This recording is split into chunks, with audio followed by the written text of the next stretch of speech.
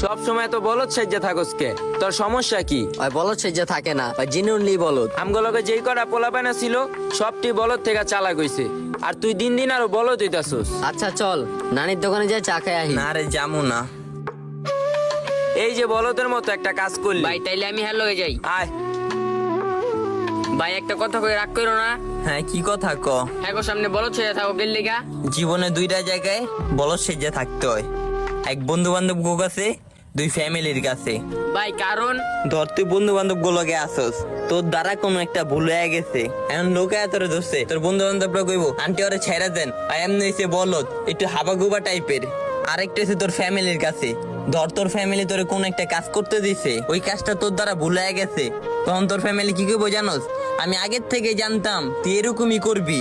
আর যদি চালাক থাকো তখন কি করবো জানোস? তুই কেমনে এই কাজটা করলি, তুই কেমনে পারলি এই কাজটা করতে? তো বুঝছো স্কিল লেগে এই দুইটা জায়গায় বলদ সেজা থাকি। হ ভাই বুঝতে পারছি।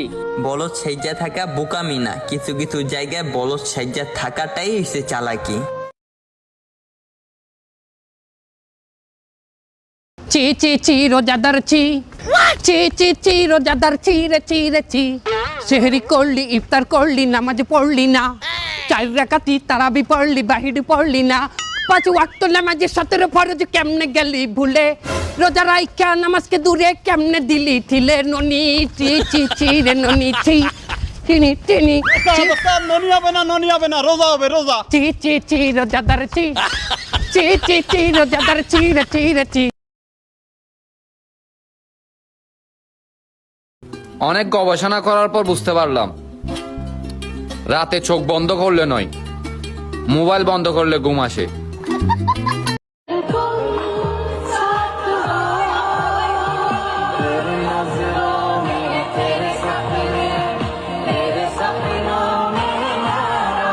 পড়ালেখা 2 প্রকার, 1 সহজ পড়া, এটা সহজ এলাকা এটা পড়ার দরকার নাই, আর 2 কঠিন পড়া, এটা অনেক কঠিন, পড়লেও পারতাম না, এলাকা এটাও পড়ার দরকার নাই। আর পরীক্ষা ওইটা আল্লাহ ভরসা, যাইব দেখান যাইব, এলাকা পড়ালেখা বাদ দিয়ে খিচ্চা বয়ে রইছি। পড়ালেখার আইডিয়াটা কোন চাচার মাথায় আইছিল রে ভাই?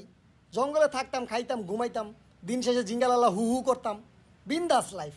মাঝখান দিয়ে আবার পড়ালেখাটা ঢুকাইয়া জীবনটা তেনা তেনা বানাইছে পুরা।